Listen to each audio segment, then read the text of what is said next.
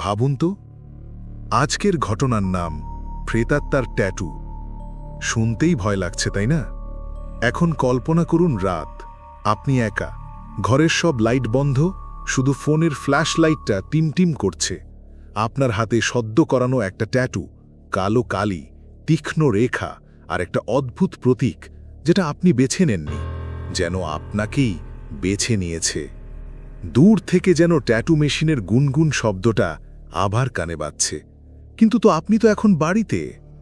বাতাস থমথমে, হঠাৎ হাওয়াটা কেঁপে উঠল, পর্দা নিঃশব্দে দুলে উঠল, জানলা তো বন্ধ। ঠিক তখনই ভেসে এলো এক অচেনা শব্দ, চাপা কান্না, ধীরে ধীরে জোরালো হচ্ছে। আপনি ঘুরে তাকালেন, কেউ নেই, কিন্তু আপনার হাতে কেমন যেন টান পড়ছে, যেন ত্বকের নিচে কেউ নড়ছে। আপনি ফোনের আলোটা ট্যাটুর উপর ধরলেন, রেখাগুলো কাঁপছে, যেন জীবন্ত। আরেক সেকেন্ড ট্যাটুর রেখার ভেতর দিয়ে দুটো ছোট ছোট বিন্দু উঁকি দিল। চুক! আপনার গলা শুকিয়ে গেল। আপনি হাত ধুতে বাথরুমে ছুটলেন, কলের ঠান্ডা পানিতে কাঁপতে থাকা ত্বকটা ধুয়ে ফেলতে চাইলেন, কিন্তু আয়নায় দেখলেন আপনার কাঁধের পেছনে একটা ছায়া দাঁড়িয়ে আছে। আপনি ঝট করে ঘুরলেন, খালি ঘর। আবার আয়নায় তাকাতেই সেই ছায়াটা আরও কাছে। আপনি বুঝলেন কেউ বা কিছু আপনাকে অদৃশ্য থেকে ঘিরে ধরছে।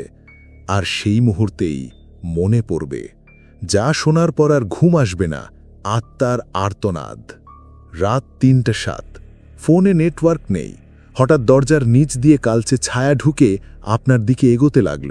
ট্যাটুর রেখাগুলো তীব্র হয়ে উঠল, যেন আপনার শিরার ভেতর দিয়ে হেঁটে যাচ্ছে। কানে সরু এক ফিসফাস, আমি ফিরে এসেছি, এবার তুই আমার দেহ। আপনি আতকে উঠে টর্চটা ফেলে দিলেন। আলো নিভে যেতেই অন্ধকারের ভিতর থেকে শীতল আঙুলের স্পর্শ, সরাসরি আপনার কবজিতে। আপনি দৌড় দিলেন ড্রয়িং রুমে। লাইট অন, সুইচ কাজ করছে না।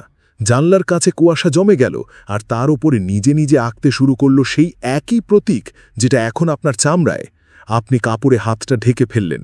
এটা তো কেবল কালি, এটা কল্পনা, এটা যাবে। কিন্তু ট্যাটুর ভেতর থেকে আবার সেই ফিসফাস, এবার অনেক স্পষ্ট। কালি নয়, কফিনের সিল। আপনি ধীরে ধীরে বুঝলেন, এটা শুধু একটা ট্যাটু নয়, এটা একটা দরজা। এক মৃত আত্মা এই পথে আপনার শরীরে ঢুকতে চাইছে। তবে একটা কথা মনে রাখবেন, আত্মার আর্তনাদ কখনোই আমাদের বলা গল্পগুলো সত্যি বলে মনে করতে বলে না। এগুলো সম্পূর্ণ কল্পনা ভিত্তিক। দর্শকের ব্যক্তিগত অনুভূতি এখানে আসল ভয়ের রং তৈরি করে।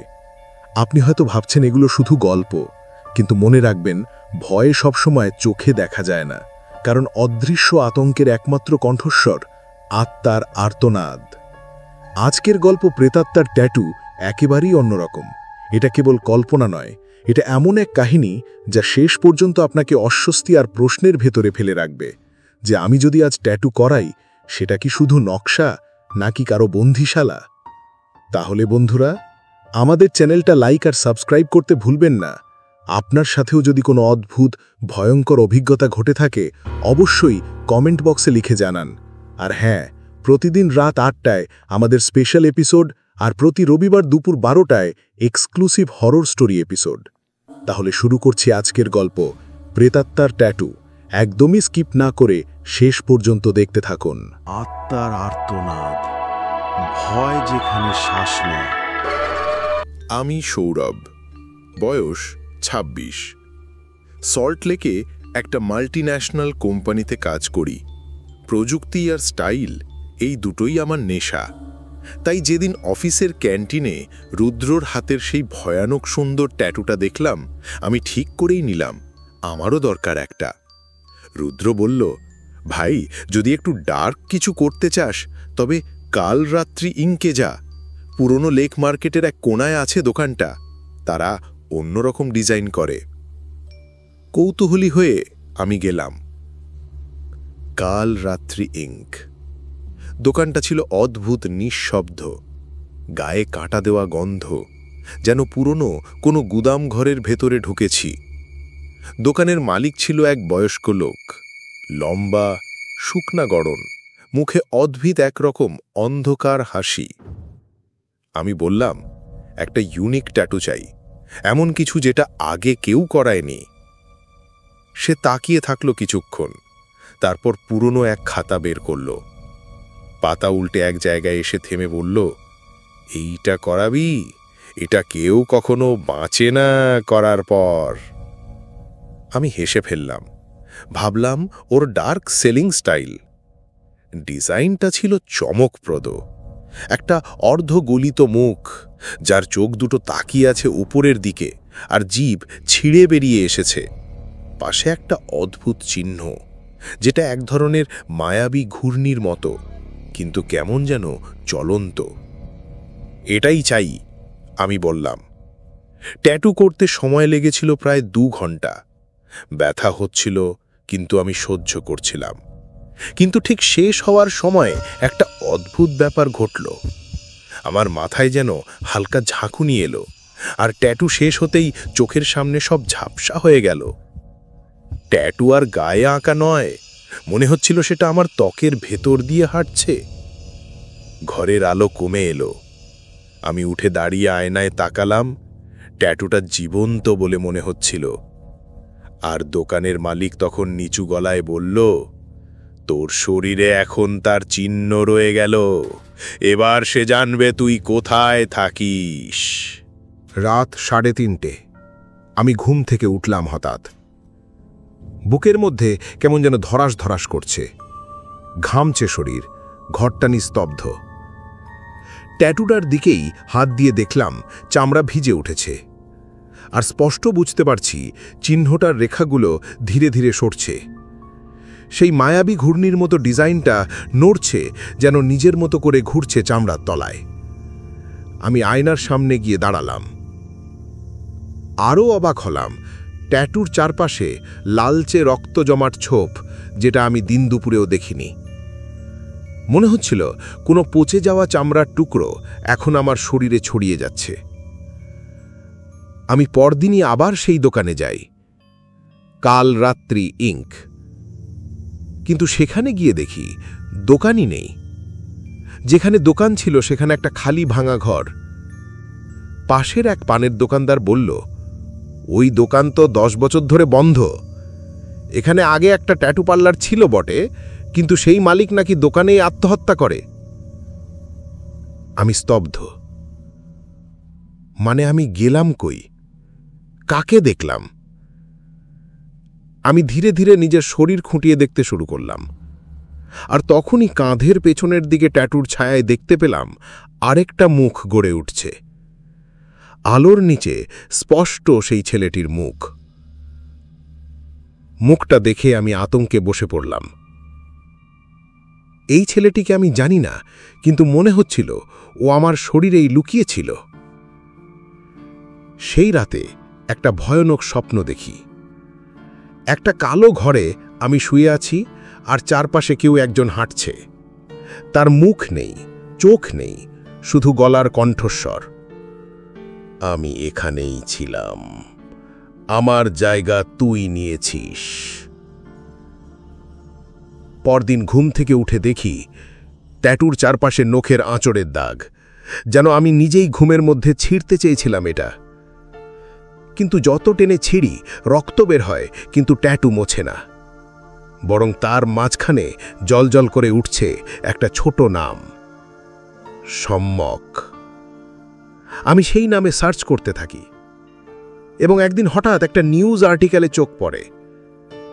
দেহ থেকে নিজের চামড়া ছিঁড়ে বের করে আত্মহত্যা, গায়ে অদ্ভুত ট্যাটু ছিল। ছবিটা দেখেই হাড় কাঁপে, কারণ ওই ট্যাটু ছিল হুবহু আমারটার মতো। আর মৃত ছেলেটির নাম সম্যক রায়। সেই দিনটা ছিল রবিবার। সকাল 8টার দিকে আয়নায় দেখি ট্যাটুটার গঠন বদলে গেছে। এবার মুখটা আগের চাইতে আরও স্পষ্ট। ফাটা ঠোঁট, খোলা চোখ, আর গলায় একটা কাটার দাগ, ঠিক যেন কেউ তার গলা কেটে দিয়েছিল। আর আশ্চর্যের বিষয়, গলার সেই দাগটুকু হুবহু আমার গলায়ও ফুটে উঠেছে, হালকা রক্ত জবা রঙে। কেউ পাশে থাকলে বলতো এটা অলৌকিক। আমি তো নিজের চোখে সব দেখছি, ছুঁয়ে বুঝছি, তবুও বিশ্বাস করতে কষ্ট হচ্ছিল। আমি এবার সম্মুখের নাম খুঁজে খুঁজে তার বাড়ির ঠিকানা বের করলাম। জানতে পারলাম পূর্ব বর্ধমানের এক ছোট শহরে ওর পরিবার থাকত। আমি ছুটির দিন বেরিয়ে পড়লাম। ওদের বাড়ি পৌঁছে দেখলাম এক বৃদ্ধ মহিলা উঠোনে বসে আছেন। আমি নিজের পরিচয় দিয়ে বললাম, আমি সম্মুখের সম্পর্কে জানতে এসেছি। তিনি চোখ বড় করে তাকালেন, তারপর বললেন, তুমি ট্যাটু করেছ?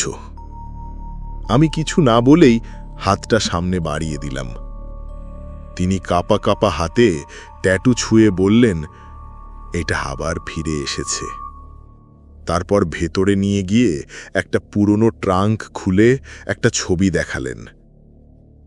ছবিতে সম্মুখের হাত উঁচু করা, আর ঠিক সেই জায়গায় সেই একই ট্যাটু। তিনি ফিসফিস করে বললেন, সম্মুখ বলতো ওর শরীরে কিছু ঢুকেছে, ওকে কন্ট্রোল করত। আমি জিজ্ঞাসা করলাম, কিন্তু এই ট্যাটু তো সাধারণ, কেউ করাতেই পারে, এটা কি কোনো অশুভ কিছু ছিল? তিনি কাঁদতে কাঁদতে বললেন, ও মারা যাওয়ার আগে পুরো গায়ে ছুরি দিয়ে কেটে ট্যাটুটা তুলতে চাইত, কিন্তু যত কাটত সেটা আরও গভীরে চলে যেত। আমি যখন বেরোচ্ছিলাম তখন শুনলাম সম্মুখের বাবা, মা আর ছোট ভাই তিনজনেই কিছু সময়ের ব্যবধানে আত্মহত্যা করেছিলেন। সবাই মারা যাওয়ার আগে বলে গিয়েছিল, আমার মনে হচ্ছে আমি নেই। ফিরে এসে আমি প্রতি রাতে দেখতে পেলাম আমার স্বপ্নগুলোতে এখন আমি সম্মুখ হয়ে যাচ্ছি। ওর মতো কথা বলছি, ওর মতো হাঁটছি, ওর শেষ মৃত্যুর দৃশ্য আমি প্রত্যেক রাতে ঘুমের মধ্যে পুনরাবৃত্তি করছি। এবং এখন আমি দিনে ঘুমোচ্ছি, রাতে জেগে থাকছি। একদিন রাতে হঠাৎ আমার বিছানার পাশে রাখা আয়নাটা নিজে থেকেই পড়ল মেঝেতে। ভাঙা কাঁচে আমি এক ঝলক নিজের প্রতিবিম্ব দেখলাম। ওটা আমি ছিলাম না, ওটা সম্মুখ। আর আমার মুখ ফিসফিস করে বলল, তুই অনেক ভালো জায়গায় ট্যাটু করেছিস ভাই, এবার আমি পুরো শরীরটা পাব। আমি আর নিজেকে চিনতে পারছিলাম না। রাতের ঘুম ভেঙে দেখি আমার বিছানার রক্তে ভেসে গেছে, শরীরে ছেঁড়াখড়া দাগ, অথচ আমার মনে পড়ে না আমি কবে কিভাবে ওগুলো করলাম। আয়নায় তাকিয়ে দেখি আমার চোখের রং ধীরে ধীরে বদলে যাচ্ছে, চোখের কোটর দাঁড়ো হয়ে উঠেছে, যেন দিনের পর দিন ঘুম না হওয়ার ক্লান্তি নয়, মৃত্যুর ছায়া ঘনীভূত হয়েছে। ট্যাটুর মাঝখান থেকে মাঝে মাঝে শ্বাসের মতো গরম বাষ্প বের হয়। একদিন সকালে অফিসে গিয়ে আমি আমার ডেস্কে বসতেই শুনি পেছন থেকে কেউ আমার কানে ফিসফিস করে বলছে, তুই জানিস তোর শরীরে এখন আমি হাঁটি? ঘুরে দেখি কেউ নেই, কিন্তু ডেস্কের কম্পিউটার স্ক্রিনে সেই মুহূর্তে একটা ছবি ভেসে ওঠে, সম্মুখের মৃতদেহের ছবি। ঠিক আমার মতো পোশাক, আমার মতো মুখের গড়ন, তবে মুখে সেই হাসি, যে হাসি কেউ মৃত্যুবরণ করার আগে দেয়, যখন সে নিজের শরীর ছেড়ে দিতে চায়। আমি পালাতে চাইলাম, সব ফেলে ছুটে বেরিয়ে এলাম কলকাতার বাইরে এক বন্ধুর বাড়িতে। কিন্তু সেখানে গিয়ে যে জিনিসটা দেখলাম সেটা আর কিছু নয়, ট্যাটুটা এবার আর এক জায়গায় নেই। এটা গলা, বুক, পিঠ, হাত, পায়ের বিভিন্ন অংশে ছড়িয়ে গেছে, আর যেখানে যাচ্ছে সেখানেই তৈরি করছে নতুন ক্ষত। আর একটা সময় আমি বুঝলাম এটার আঁকা ছবি নয়, এটা একটা আত্মা, সম্মুখের আত্মা। ও যে কাজটা শেষ করতে পারেনি সেটা আমার দিয়ে করতে চায়।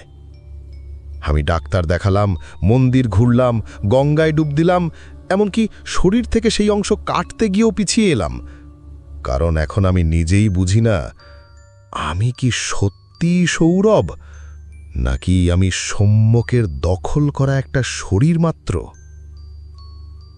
শেষবার আমি এক আয়নাবিহীন ঘরে নিজেকে আটকে রাখলাম। ডায়েরিতে লিখলাম শেষ কয়েকটা লাইন, যদি কেউ এই টাটু করতে চাও দয়া করে থেমে যাও। এটা কালই নয়, এটা কোনো মরা মানুষের অভিশাপ। এটা গায়ে লাগালে সেটা শুধু তোমার চামড়ায় থাকে না, তোমার আত্মা, মন, চিন্তাও একে একে চুষে খায়। ট্যাটু না, এটা দখল। রাত 3:03। বিছানার পাশে রাখা ফোনটা নিজে নিজে চালু হয়ে যায়। স্ক্রিনে নেমে আসে একটা লাইন, তোর শরীরটা একদম ঠিক আছে, এবার অন্য কারো পালা। তো এইভাবেই শেষ হলো আজকের গল্প। কিন্তু সত্যিই কি সব শেষ হলো, নাকি কোনো কিছু এখনো অপেক্ষা করছে অন্ধকারের আড়ালে আপনার আশেপাশে কোথাও? আপনি কি নিশ্চিত এখনো একা আছেন? হয়তো না। আবার দেখা হবে এক নতুন রাতের গল্পে, আরও এক আত্মার আর্তনাদে। আজকের ভিডিওটা কেমন লাগলো কমেন্ট বক্সে অবশ্যই জানাবে। আর তোমার সাথেও যদি এরকম কোনো ভয়ঙ্কর ঘটনা ঘটে থাকে সেটা লিখে পাঠাও, আমি সেটা নিয়েই পরের ভিডিও বানাবো। মনে রেখো, কালকের এপিসোডে আরও ভয় অপেক্ষা করছে, তাই মিস করো না। প্রতিদিন রাত 8টা আর রবিবার দুপুর 12টায় আমাদের নতুন নতুন গল্প শোনার জন্য চ্যানেলটা সাবস্ক্রাইব করে রেখো।